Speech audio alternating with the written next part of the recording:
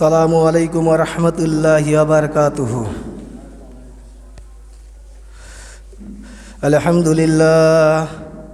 আলহামদুলিল্লাহ নাহমাদুহু ওয়া নাস্তাঈনুহু ওয়া নাস্তাগফিরুহু ওয়া নু'মিনু বিহি ওয়া নাতাওয়াক্কালু আলাইহি ওয়া নাউযু বিল্লাহি মিন শুরুরি আনফুসিনা ওয়া মিন সাইয়্যাতি আমালিনা মান ইয়াহদিল্লাহু ফালা মুদিল্লা লাহু ওয়া মান ইউদ্লিলহু ফালা হাদিয়া লাহু। ونشهد أن لا إله إلا الله وحده لا شريك له ونشهد أن محمدا عبده ورسوله أرسله بالحق بشيرا ونذيرا. أما بعد فقد قال الله تعالى في كلامه المزيد والفرقانه الحميد: أعوذ بالله من الشيطان الرجيم.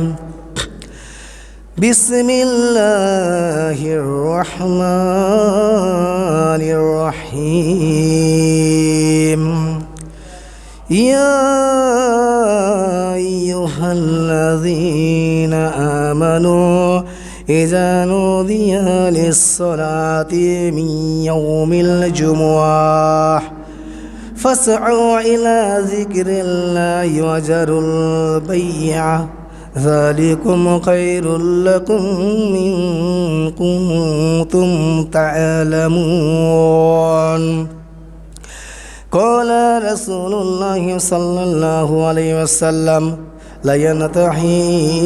لينتهين أقوام عن وضعهم الجمعات ألا يختئمن الله على قلوبهم ثم لا يكونن من الغافلين. إن الله وملائكته يصلون على النبي يا أيها الذين آمنوا صلوا عليه وسلموا تسليما. اللهم صل على محمد وعلى آل محمد كما صليت على إبراهيم وعلى آل إبراهيم إنك حميد مجيد.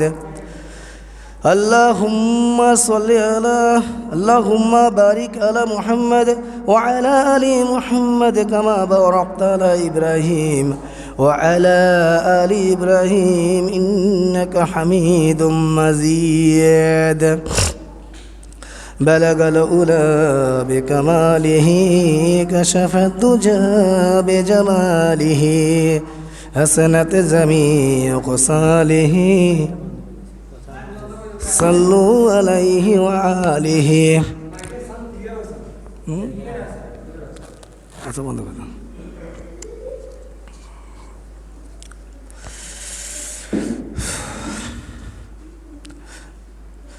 আলহামদুলিল্লাহ, আমরা আজকে পবিত্র জুমার দিন সকলে এখানে আসতে পেরে আমরা আল্লাহ তাআলার কাছে শুকরিয়া জ্ঞাপন করি। সবাই আমরা জবান খুলে বলি আলহামদুলিল্লাহ। এবং আমাদের হুজুর পাক সাল্লাল্লাহু সাল্লাম ওনার রওজা মুবারকে আমরা একবার দরুদ দিয়ে সালাম পাঠাই। আমরা সবাই বলি সাল্লাল্লাহু আলাইহি ওয়াসাল্লাম। আমি গত 2 জুমা নিয়ে এই জুমার বিষয় নিয়ে আলোচনা করতেছি, তো আজকেও কিছু আলোচনা করব। তা আসলে আমি যে আয়াতটা পড়েছি সে আয়াতটা হলো: ইয়া আইয়ুহাল্লাযীনা আমানু ইযা নুদিয়া লিস-সালাতি মিন ইয়াউমিল জুমআহ ফাসআউ ইলা যিকরিল্লাহি ওয়া যারুল বাই'a যালিকুম খায়রুল লাকুম ইন কুনতুম তা'লামুন। আল্লাহ পাক এখানে বলতে চেয়েছেন যে হে ঈমানদারগণ, যখন জুমার দিনে সালাতের জন্য আহ্বান করা হবে তখন তোমরা আল্লাহর জিকিরের দিকে ধাবিত হবে এবং ব্যবসা বাণিজ্য পরিত্যাগ করবে। এটি তোমাদের জন্য উত্তম যদি তোমরা জানতে পারো। তা আসলে কত বড় একটা কথা বলছেন। আমরা আজকে এখনও মসজিদে ঠিকমতো আসতে পারি নাই। আর আমি গতদিন বলছি যারা আগে আসবে তাদের কি, যারা পরে আসবে তাদের কি। তো এগুলো সব বলা হয়ে গেছে। তো এখন কথা হলো যে এখানে আরেকটা হাদিস শরীফে হুজুর পাক সাল্লাল্লাহু আলাইহি ওয়াসাল্লাম বলেছেন যে জুমার সালাত পরিত্যাগের অভ্যাস মানুষদের অবশ্যই ছাড়তে হবে। জুমার সালাত পরিত্যাগের অভ্যাস ছাড়তে হবে, মানে জুমার সালাতটা ভালো করে পড়তে হবে। তা নাহলে আল্লাহ তাদের অন্তরের উপর মোহর মেরে দিবেন। মোহর মানে সিল। এরপর তারা গাফিল এবং মুনাফিকে পরিণত হবে, এটা কথা বলা হয়েছে। তাহলে এখানে একটা হাদিস শরীফ পড়ানো হয়েছে, এটা মুসলিম শরীফের হাদিসে 591 নম্বর হাদিসে আমরা পাইছি। তো কোরআনে আল্লাহ পাক বলছেন নামাজের জুমার দিনের ফজিলতের কথা বলছেন এবং হাদিসের মধ্যে বলছেন। তো আমি গত জুমায়ও কোরআনের আগমনকারী যারা প্রথমে আসবে দ্বিতীয়তে আসবে কি কি সওয়াব পাবে সেগুলো আজকে আমি ইনশাল্লাহ আল্লাহ পাক যদি আমাকে তৌফিক দান করেন তাহলে আজকে আমি জুমার দিনে একটা মুসলিম ব্যক্তির করণীয় আর বর্জনীয় কি কি করতে হবে আর কি কি বর্জন করতে হবে সেটা যিনি আমি ইনশাল্লাহ বলার চেষ্টা করব। তো আসলে এখানে সালাতের ক্ষেত্রে জুমার দিনের প্রচুর প্রচুর প্রচুর ফজিলত। এই জুমার দিনটাকে কেউ যদি ঈদের দিন মনে করে তাহলে দেখবেন যে জুমার দিনে আসলে সঠিক কাজটা তিনি করতে পারবেন। তো এক নম্বর হলো ফজরের নামাজ পড়তে হবে। জুমার দিনের প্রথম কাজটা হলো ফজরের নামাজটা আদায় করতে হবে। আসলে ফজরের নামাজ জামাতে আদায় করতে হবে, আমরা বাড়িতে আবার আদায় করলে হবে না, জামাতে আদায় করতে হবে। কারণ এই জুমার দিনটা খুবই গুরুত্বপূর্ণ।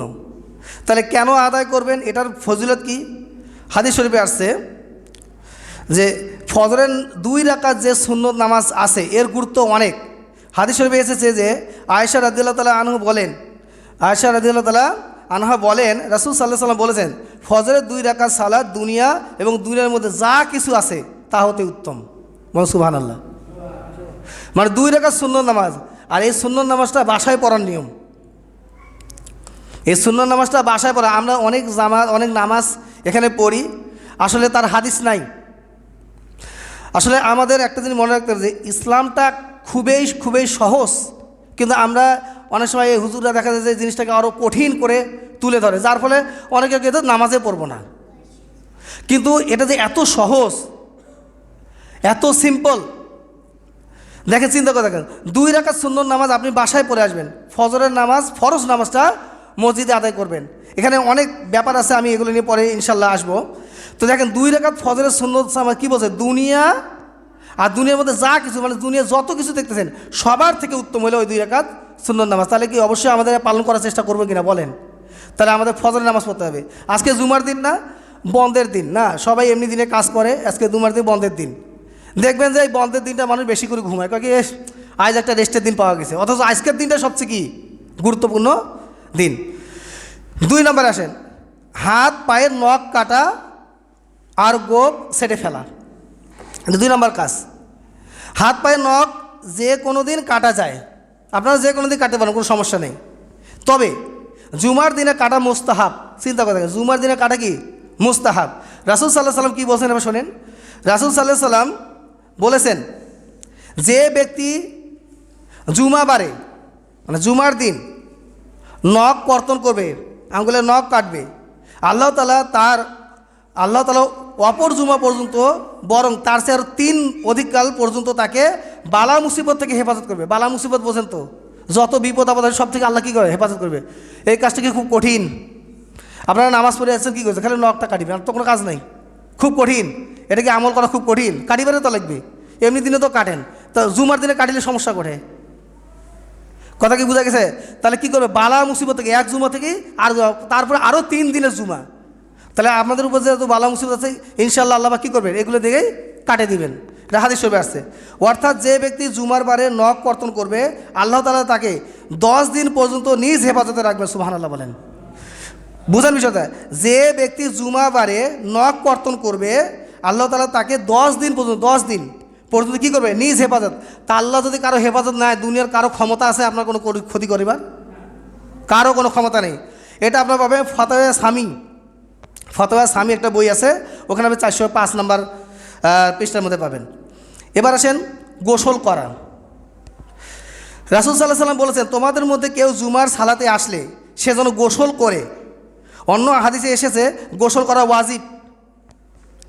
এটা বুখারী শরীফের 877 নম্বর হাদিস আছে, গোসল করা কি ওয়াজিব। ওয়াজিব বোঝেন তো, যিনি হলো তিনটা, ফরজ, ওয়াজিব, সুন্নত। এই যে নামাজ পড়ি, অনেক সময় নামাজের মধ্যে অনেক ভুল হয় না, হয়তো ফরজ যদি তরক হয়, মানে ফরজ যদি না করেন পুনরায় নামাজ পড়তে হবে, এটা হলো নিয়ম। ওয়াজিব যদি তরক হয় তাহলে কী করতে হবে, সহসেজদা, আমরা সহসেজদা দিই না, সহসেজদা দিলে নামাজ হয়ে যাবে। আর সুন্নত যদি তরক হয় ইনশাল্লাহ নামাজ হয়ে যাবে, কোনো সমস্যা নাই। তাহলে ফরজ, ওয়াজিব, সুন্নতগুলো আমাদেরকে জানা দরকার আছে, ইনশাল্লাহ নেক্সটে বলার চেষ্টা করব। তাহলে কি বলছে দেখছেন, তাহলে গোসল করা ওয়াজিব করে দিছে। অন্য এক হাদিসে এসেছে, আবু হুরায়রা রাদিয়াল্লাহু তাআলা থেকে বর্ণিত, তিনি বলেন, একদা জুমার দিন উমর ইবনুল খাত্তাব রাদিয়াল্লাহু তাআলা লোকদের উদ্দেশ্যে ভাষণ দিচ্ছিলেন। জুমার দিনে উমর রাদিয়াল্লাহু তাআলা এরকম করে ভাষণ বয়ান করতেছেন। ঠিক ওই সময় উমর রাদিয়াল্লাহু তাআলার প্রতি তখন ওসমান রাদিয়াল্লাহু তাআলা প্রবেশ করলেন। উমর রাদিয়াল্লাহু তাআলা কী করতেছেন, মেম্বারে বসে, উনি কিন্তু দ্বিতীয় খলিফা, প্রথম খলিফা আবু বকর, দ্বিতীয় খলিফা হলো ওমর, তৃতীয় হলো ওসমান। তার উমর রাদিয়াল্লাহু তাআলা যখন মেম্বারে ইয়ে করছেন, তখন ওসমান রাদিয়াল্লাহু তাআলা মসজিদে ঢুকছেন। ওনাকে ঢুকার পরে উনি বলতেছেন, ওনাকে ইঙ্গিত করে বলতেছেন যে লোকদের কি হলো যে তারা আজানের পরেও মসজিদে আসতে বিলম্ব করে, মানে কি হয়েছে লোকদের যে আজান দিয়েছে তারপরও দেরি করে আসতেছে কেন? উমর রাদিয়াল্লাহু বলতে, ওনাকে ইঙ্গিত করে বলছে। তখন ওসমান রাদিয়াল্লাহু তাআলা বলেন, হে আমিরুল মুমিনিন, আমি আজান শোনার পর উজু করা ছাড়া অতিরিক্ত আর কিছু করি নাই। তার মানে কি, উনি আজান শুনছে, উজু করছে, মসজিদে চলে আসছে। এখন তাকে কি বলছে, অতবার এসে পৌঁছেছি। উমর রাদিয়াল্লাহু তাআলা বলেন, উজুও চলে, মানে উজু করে আসাও চলে, তবে আপনারা কি রাসূল সাল্লাল্লাহু আলাইহি সাল্লামকে বলতে শোনেননি যে তোমাদের কেউ যখন জুমার সালাতে আসে সে যেন গোসল করে? এটা কি শোনো নাই? হুজুর পাক সাল্লাল্লাহু আলাইহি সাল্লাম কি বলে নাই যে কেউ যদি জুমায় আসে সে কী করে, যেন গোসল করে আসে? তা কার উদ্দেশ্যে বলছে? ওসমান এক খলিফা আরেক খলিফার উদ্দেশ্যে বলছে। চিন্তা করে দেখেন, এটা কোথায় পাবেন? মুসলিম শরীফ হাদিসে 1826 নম্বর হাদিসে এই কথাটা আছে। এখানে একটা কথা পরিষ্কার যে আজান শোনার পর পরে আমাকে কী হতে হবে, মসজিদে আসতে হবে। এই যে আমরা ঢুলতে আসতেছি, চিন্তা করে দেখেন না, অথচ এই দিনটা কতটা গুরুত্বপূর্ণ। আপনার কিছুই যায় আসবে না, খালি এই 1-1.5 ঘন্টা যদি আপনি থাকেন কোনো যায় আসবে না, অথচ দেখেন সবে সব, বরকতে বরকত, 4-5 দিয়ে আপনাদের বরকত। চিন্তা করতে প্রত্যেকটা জিনিসের, জুমার দিনে যা করবেন বরকত, যা করবেন বরকত। এবার আসেন 4 নম্বর, মেসওয়াক করা। মেসওয়াক মানে কি, আমরা কি বলি এইদিকে, আমরা দাঁতন বলি না, মাজন দিল। আচ্ছা, আবু হুরায়রা রাদিয়াল্লাহু তাআলা আনহু থেকে বর্ণিত, রাসূল সাল্লাল্লাহু আলাইহি সাল্লাম বলেছেন, আমার উম্মতের জন্য বা লোকদের জন্য যদি কঠিন মনে না করতাম তাহলে প্রত্যেক সালাতের সাথে তাদের মেসওয়াক করার হুকুম করতাম। হুজুর পাক সাল্লাল্লাহু আলাইহি সাল্লাম উনি সবসময় মেসওয়াক করতেন প্রত্যেকটা নামাজে। কাবা শরীফের আব্দুর রহমান সুদাইসি, উনি হলো কাবা শরীফের মানে ইমামদের মধ্যে প্রধান, ইমামদের মধ্যে অনেক ইমাম আছে, ইমামদের মধ্যে প্রধান। উনি যখন নামাজে দাঁড়ায়, যখন একামত দেয়, তারপরে দেখবেন মুখের মধ্যে মেসওয়াক আছে, মেসওয়াক করে ফট করে রাখে দিল, মানে নামাজে দাঁড়া অবস্থায়। তাহলে এই শূন্যটা কতটা, চিন্তা করে দেখেন এই শূন্যটা কতটা প্রয়োজন। তা হুজুর পাক সাল্লাল্লাহু আলাইহি ওয়াসাল্লাম বলছে, যদি লোকদের জন্য কঠিন মনে না হইতো আর যদি তারা এটা মনে করতো, তাহলে আমি কী করতাম, প্রতিদিনে বলতাম যে না তোমরা নামাজের আগে, কারণ হুজুর পাক সাল্লাল্লাহু আলাইহি ওয়াসাল্লাম তো আমাদের যা দিয়ে গেছে আমরা তাই তো মানি নাকি। তাহলে যদি উনি বলতো যে না নামাজে আগে মেসওয়াক করতে হবে, বাধ্য হয়ে আপনারা মেসওয়াক করতে আসতেন। কিন্তু ওই যে ইসলামকে কখনো কঠিন করা হয়নি। এখন দেখা যায় ওইটা আপনার জন্য কঠিন হইতো, বা দেখা যায় যে আল্লাহ তো মেসওয়াক করি না, নামাজ হইবে কি না, ঠিক না? এই জন্য হুজুর পাক সাল্লাল্লাহু আলাইহি ওয়াসাল্লাম ওই ভেবে বলেন নেই, তবে করলে খুবই ভালো। এখন শুনেন, যারা মেসওয়াক করে, এখন দেখেন হুজুর পাক সাল্লাল্লাহু আলাইহি ওয়াসাল্লামের যত সুন্নত আছে আপনারা যদি করেন জানতে অজান্তে অনেক লাভ হবে। এই যে মেসওয়াক করেন, যে আমাদের গ্রামের মানুষ কিন্তু বেশিরভাগই মেসওয়াক করে। দেখেন এই যে হাঁটতে হাঁটতে বাঁশের কঞ্চিনাটা কি বলে ঝিক না কি জানা বলে, ওইটা দিয়ে কী করে মেসওয়াক করা যখন তখন। দেখেন লাভ কি, আপনাদের দাঁত দেখেন আর শহরের লোকের দাঁত দেখেন তো। শহরের লোক ডেন্টাল ডাক্তারের কাছে বেশি যায় না গ্রামের লোক যায় কম? তো বলেন, দেখবেন শহরের লোক বেশি যায়, গ্রামের লোক কম যায়, কেন বলো তো? তো মেসওয়াক করু কি বিজ্ঞান যেটা গবেষণা করে বের করছে, এই যে যখন মেসওয়াক করবেন দেখবেন মুখটা লালটা হয় না, দেখেন তো যখন মেসওয়াক করেন লালটা হয় না, ওই যে দাঁত থেকে এক ধরনের রস পড়ে, এই রসটা এই দাঁতের যত ক্ষয়রোধ আছে, যতই আছে ওর জন্য উপকার। আমরা তো ওষুধ লাগাই না অনেক সময় দাঁতের মধ্যে বা ইয়ার মধ্যে, ওই যে রসটা আছে ওই রসটা তো মেশাক করলে রস বাইর হয়, এমনি ব্রাশ করেন তো রস বাইর হয় কেন কি? চিন্তা করে দেখেন, এটা বিজ্ঞান পরীক্ষা করে দিয়েছে। ওই জন্য হুজুর পাক সাল্লাল্লাহু আলাইহি ওয়াসাল্লাম যত সুন্নত আছে সব বিজ্ঞান দ্বারা পরীক্ষাকৃত। এই যে টাকুনির উপরে না করলে নামাজ হবে না, এটা গুণ, এটা কবিরা গুনাহ। টাকুনির উপরে যদি আপনারা কাপড় যদি না নামাজ হবে না, এটা কবিরা গুনাহ। অথচ আমরা কী করি, দেখা আসছে একদম প্যান্ট শাড়ি দিয়া লুঙ্গি শাড়ি দিয়ে আমরা ঘুরতেছি। এটারও বৈজ্ঞানিক ব্যাখ্যা আছে, আপনারা অবাক হয়ে যাবেন যে সুন্নত মানলে জীবনে কি হইবে।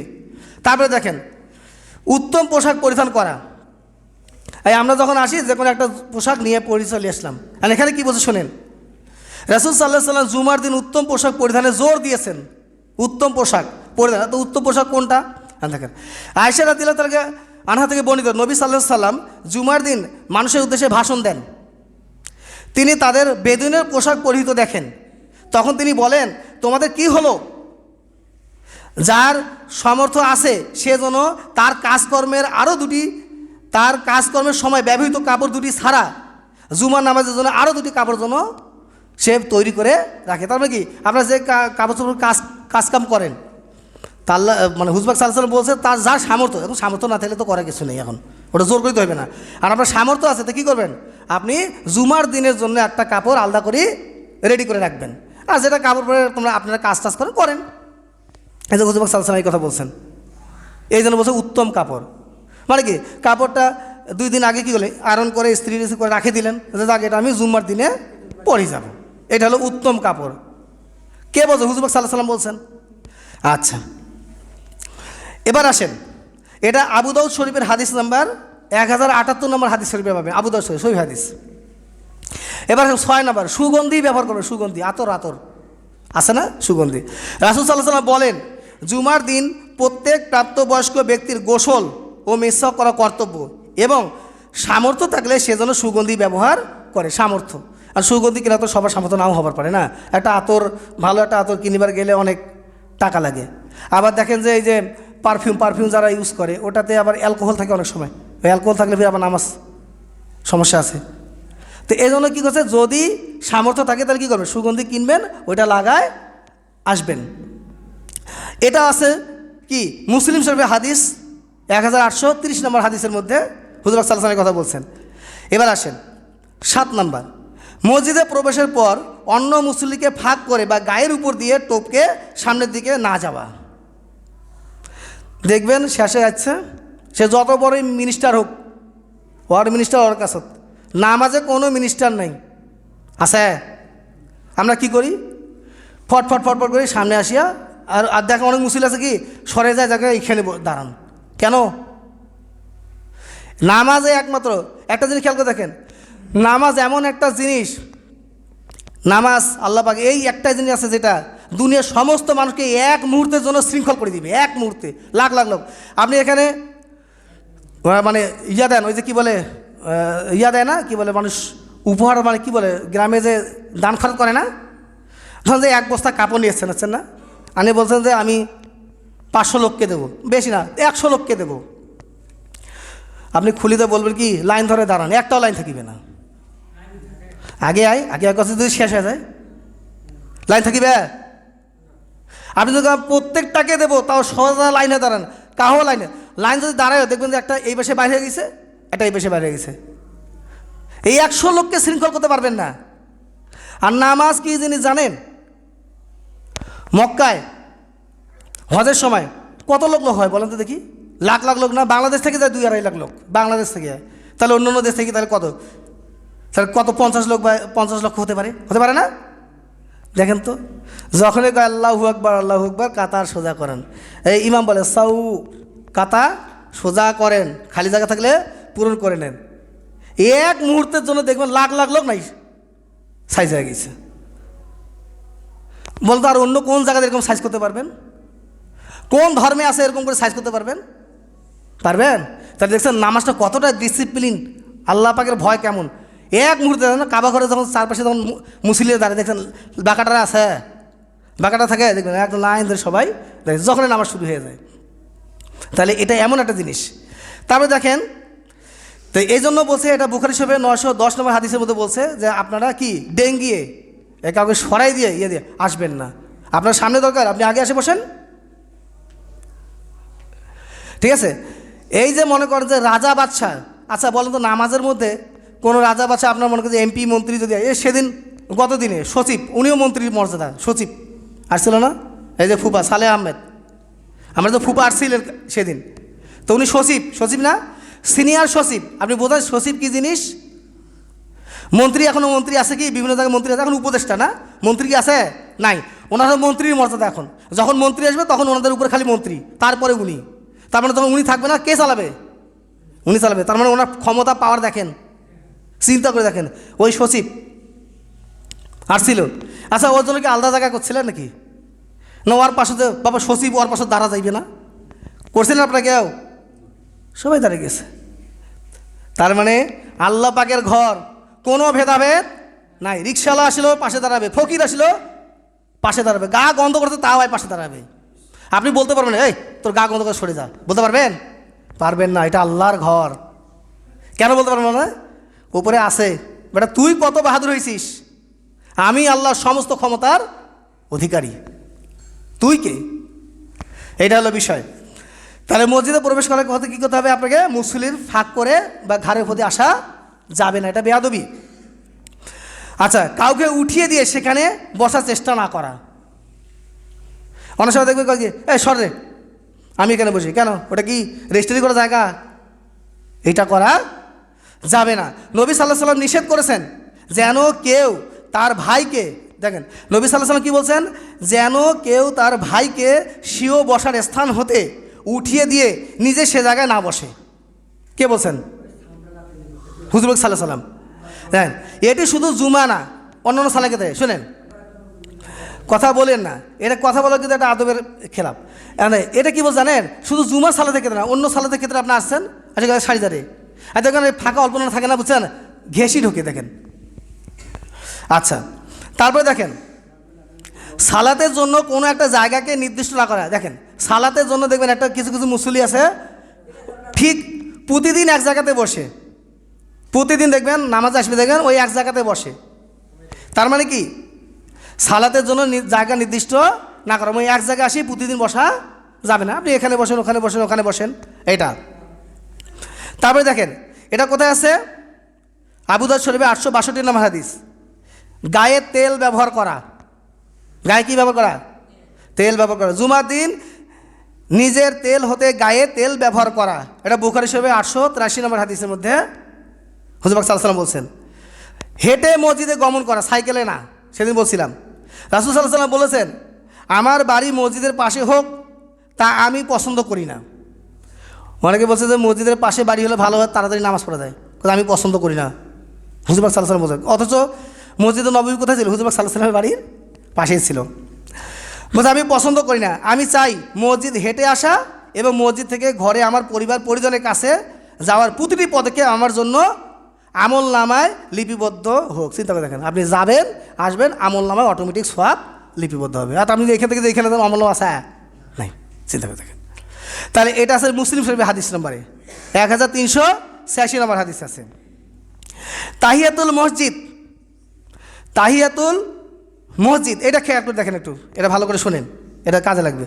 জাবির ইবনে আবদুল্লাহ রাদিয়াল্লাহু তাআলা আনহু থেকে বলেন, এক জুমার দিন রাসূল সাল্লাল্লাহু আলাইহি ওয়াসাল্লাম খুতবা দেওয়ার সময় এক ব্যক্তি প্রবেশ করলে তিনি তাকে জিজ্ঞাসা করলেন, সালাত আদায় করেছো কি? সে বলল না। তিনি বললেন, ওঠো 2 রাকাত সালাত আদায় করো। বুখারী শরীফের 931 নম্বর হাদিস। এটা বুঝছেন? এই যে আপনারা বলেন না যে খুতবার পরে সুন্নতের সময় দেন, কোন জায়গাতে আছে বাবা? কোন জায়গাতে আছে? মানবে হাদিস, হ্যাঁ হাদিসে থাকলে নেন, আমাকেও বলেন, আমিও করি, আপনার উসিলা আমারও যদি লাভ হয়। আর যদি না থাকে তাহলে করবেন কেন? তাহলে নামাজ আছে একটা, তাহিয়াতুল মসজিদ। তার মানে ইমাম যদি খুতবা শোনা ওয়াজিব, বরঞ্চ হুজুর পাক সাল্লাল্লাহু আলাইহি ওয়াসাল্লাম যখন খুতবা দিয়েছেন তখন কী করছে, লোক ভিতরে ঢুকছে, উনি খুতবা থামাই বলছে, এই তুমি নামাজ পড়ছো, এই যে হাদিসের মধ্যে তুমি নামাজ পড়ছো, যাও 2 রাকাত আগে নামাজ পড়ো, তারপরে বসো। এইটা নিয়ম আছে এই জুমার দিনে। আর এই যে আমরা যে সুন্নতের টাইম দেই নাই তো এটা। আর যদি আপনারা কোনো জায়গায় পান তা আমিও করি, কারণ আপনার ওসিলায় আমারও লাভ হোক, আপনারও লাভ হোক, নাকি? যদি এটা হাদিস থাকে তাহলে দেন, কারো কাছে যদি থাকে। তাইলে এখানে একটাই নামাজ আছে, আপনি ঢোকার সাথে সাথে 2 রাকাত তাহিয়াতুল মসজিদ নামাজ 2 রাকাত পড়বেন খালি, বাস শেষ। এখন যখনই ঢুকেন তখনই, যখনই যে কোনো ইয়াতে ঢুকবেন, নামাজে ঢুকবেন, আপনারা 2 রাকাত নামাজ পড়বেন। এর ফজিলত অনেক অনেক, এর ফজিলত। আমি আসলে এই জিনিসগুলো কোট করে আসছি আপনাদেরকে শোনার জন্য, আমলের উদ্দেশ্যে, আপনারা আমল করেন। তারপরে দেখেন, তাহলে হুজুর পাক সাল্লাল্লাহু আলাইহি ওয়াসাল্লাম, তার মানে চিন্তা করেন, খুতবার সময়ও একটা দিন এখানে একটা মেসেজ আসছে কি, খুতবার সময়ও কিছু উপদেশমূলক, কিছু জ্ঞানমূলক কথা বলা যায়, মানে খুতবা থামায়। কারণ হুজুর পাক সাল্লাল্লাহু আলাইহি ওয়াসাল্লাম কী করছে, খুতবা থামাই দিয়ে এই লোক, তুমি নামাজ পড়ছো, নামাজ পড়ে নাও। আচ্ছা, তারপরে আছে জুমার সালাত শেষে সুন্নত নামাজ। এইবার আসেন পরেরটা। এই 2টা পয়েন্ট আসলে আমার বলা খুব জরুরি ছিল আপনাদের এখানে। জুমার সালাত শেষ করছেন না, সালাত পড়ার পর সুন্নত নামাজ পড়েন। এখন বলেন তো, সুন্নত নামাজ কয় রাকাত পড়েন? সালাতের পরে জুমার নামাজ শেষ, তারপরে কয় রাকাত নামাজ পড়েন? তোমরা কয় রাকাত নামাজ পড়েন জুমার সালাতের পরে, মানে আমার নামাজের পরে, জুমার নামাজের পরে কয় রাকাত? 4 রাকাত। আর পড়েন না? 2 রাকাত সুন্নত, 2 রাকাত নফল, তাহলে কয় রাকাত হল? 9। এখন শুনেন কি বলছে এখানে, দেখেন আমি বলে দিচ্ছি। দেখেন আমি বলছি, ইসলামটা একদম সহজ, কিন্তু এটা কঠিন না। আপনাদের জন্য আরও লাভ আছে বেশি। এমন এমন নামাজ আছে না, পড়ি বেশি হয়ে যায়। আর আমরা তো মসজিদে ঢুকলে তো আমরা তো কি দিশা তো থাকে, কখন বাইরে হয়ে যায়, মনে মসজিদে জেলখানা এরকম মনে হয়। এখন শোনেন, নবী সাল্লাল্লাহু আলাইহি ওয়াসাল্লাম জুমার পর মসজিদ থেকে ফিরে না আসা পর্যন্ত কোনো সুন্নত নামাজ পড়তেন না। কোথায় থেকে বলো তো? জুমার পর মসজিদ থেকে ফিরে না আসা, মানে মসজিদ থেকে বাড়ি না যাওয়া পর্যন্ত কোনো নামাজ পড়তেন না। তার মানে ওই নামাজটা কোথায় পড়বেন বলো তো? এই যেটা হাদিস। আর যদি এখানকার আপনারা যেটা বলো ওইটা যদি হাদিস থাকে ওটা বলেন আমাকে, আমিও মানি নেই না, আপনাদের আসলে আমার লাভ হোক। আচ্ছা শুনুন, সুতরাং নিজ বাড়িতে এসে 2 রাকাত নামাজ পড়তেন। কোথায় বলেন তো? নিজ বাড়িতে এসে 2 রাকাত নামাজ পড়তেন। এটা রিয়াদুস সালিহিন একটা বই আছে, 1134 নম্বর হাদিস, সহি হাদিস। এটা আপনারা এই হাদিস নাম্বার লিখে নেন, রিয়াদুস সালিহিন বইটা বার করেন, ওখানে মুসলিম শরীফ, বুখারী শরীফ, আবু দাউদ সবগুলোর রেফারেন্স দেওয়া আছে, সবগুলোরই, বুঝছেন? তবে এখন শোনেন, তবে তা মসজিদে আদায় করলে 4 রাকাত আদায় করতে হবে। এবার শোনেন, এখন যদি বলেন বাবা বাড়ি যত ঝামেলা, বাড়ির পরিবেশ নাই, ইয়া নাই, যে এটা তো ভুলিয়ে যায় অনেক সময়, তা মসজিদে যখন পড়ে দেবেন 4 রাকাত পরে চলে যাবে, শেষ। 4 রাকাত নাই, হাদিসের মধ্যে আছে। আর বাকি যে 2, 2, 4 ওটা উঠে আছে বাড়িতে বলে, শুনে ওটাও আবার নিয়ম আছে। বাড়িতে যখন পড়বেন 2, বাড়িতে পড়লে 2, মসজিদে পড়লে শেষ। এটা হলো জুমার নামাজের পরের সালাত। এখন আমি যে কথাটা বললাম হাদিস অনুযায়ী বলছি। এখন এরপরে যদি কোনো হাদিস থাকে তা আমার সাথে একটা মাশওয়ারা করবেন, আমিও না মানার চেষ্টা করি, আমি যতটুকু, কারণ মানুষের তো জানার শেষ নেই, আমারও তো ভুল হবার পারে না। তা আমি যেটা পাইছি সেটা আপনাকে বললাম। এখন এরপরে যদি কিছু থাকে তা সেটা আমার সাথে একটু আলোচনা করবেন, আরও ভালো হইবে, আমিও করব, সংশোধন হয়ে যাবে। কথা বলা তো দরকার নেই। আরে আসি করবেন, আরে বাবাজি তো কয়া গেল, এই শালা আমাকে তো মারি ফেলেছে, হ্যাঁ তা জানিয়ে নেবেন। আর যদি আর বাইরে কিছু থাকে তা আমাকে বলবেন, আবার আমিও করব। এই তাহলে মসজিদে পড়লে 4, বাড়িতে পড়লে বাস নাই, সুন্নত। হ্যাঁ, এইটাই আছে রিয়াদুস সালিহিন। আপনি বলুন তো এই বইটা খালি বাইর করবেন, একটা মোটা বই আছে এখানে সব, এবং তাও কিছু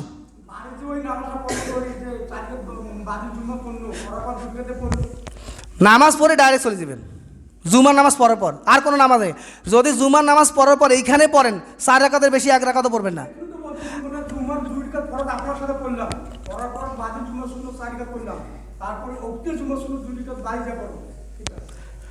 বললাম তো, জুমার নামাজের পরে যদি মসজিদে পড়েন ওই 4 রাকাতে ফাইনাল, আর কোনো বাড়িতে যা নামাজ নাই। আর যদি এই 4 রাকাত না পড়েন, বাড়িতে 2 রাকাত পড়িবেন। এবং এইটাই সবচেয়ে বেশি সহি, কেন জানেন? কারণ হুজুর পাক সাল্লাল্লাহু আলাইহি ওয়াসাল্লাম এই কাজটাই করতেন। কথা কি বোঝা গেছে? কারণ কেন বলতো বাড়িতে নামাজের কথা কেন বলা হয়েছে বলো তো? কারণ হুজুর পাক সাল্লাল্লাহু আলাইহি ওয়াসাল্লাম হাদিস আছে যে তোমরা বাড়িটাকে কবরস্থান বানাইও না, হাদিসের মধ্যে আছে, চিন্তা করে দেখেন। আমি এই কথাগুলো বলার জন্য এই যে সব টপিকসগুলো মেলাগুলো পয়েন্ট আছে, এক এক করে নিয়ে আসছি, কেন জানা দরকার আছে, জানা দরকার আছে না, আমরা অনেক কিছু জানি না, বুঝি না, জানা দরকার আছে, হ্যাঁ অনেক কিছু আছে। এই জন্য বাবাজিরা আমি যতটুকু পারি আমি করার চেষ্টা করব, কারণ আমি এগুলো সব এই যেগুলো সব নোট করা, এগুলো বসে বসে বসে জানেন না 3 দিন 4 দিন আমার বাসায় 6টা তাফসির বই আছে, 6টা সিয়াসির তার 6টা হাদিস বই আছে, আর বইয়ের অভাব নেই, খালি বাসা যাবেন দেখবেন একদম পুরো শোকেশ ভর্তি। এখন যে মাদ্রাসায় পড়তেছি, মাদ্রাসার মধ্যে অনেকগুলো বই পড়তেছি এখন, এই যে গোসলে ফরজ গোসলে ইয়েতে সব কিছু এখন শোনাচ্ছে পড়াচ্ছে মাদ্রাসায়। তাই হোক আপনারা এগুলো করার চেষ্টা করবেন। এই পর্যন্ত আজকে ইয়ে করলাম, বাকিগুলো আমরা 21টা পয়েন্ট আছে, এখানে 23টা পয়েন্ট আছে, আরও কী কী আছে এগুলো আস্তে আস্তে করে বলবো, আপনারা খালি শুনবেন আর আমল করার চেষ্টা করবেন। আল্লাহ আপনাদেরকে সবাইকে সহিহ দান করুন। আসসালামু আলাইকুম ওয়া রাহমাতুল্লাহি ওয়া বারাকাতুহু। ওয়া আখিরু দাওয়ানা আলহামদুলিল্লাহি রাব্বিল আলামিন।